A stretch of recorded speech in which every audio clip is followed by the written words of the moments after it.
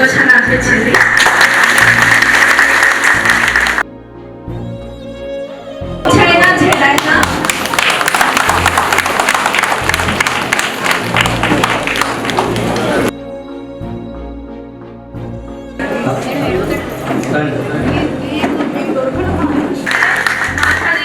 ఇల్లు పంచే కార్యక్రమం కావచ్చు, కానీ అది మీ జీవితకాలం కళ.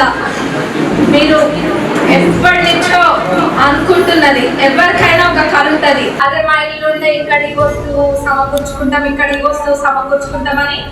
అందులో ఆడవాళ్ళకైతే, మా అక్కలకి, మీ అందరికైతే జీవితం అంతా ఎక్కువ ఇంట్లోనే గడుపుతారు. అందులో ప్రతి అడుగు, అది ఇల్లు అనేది మంచిగా ఉండాలంటే మీ చేతిలో ఉంటది.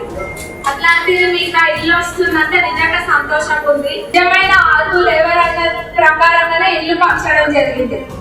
అదే విధంగా ఇంకా 2 వింటలు ఉన్నాయి, అంటే ఇంకా 7,000 ఇల్లు వచ్చేది ఉంది మనకి.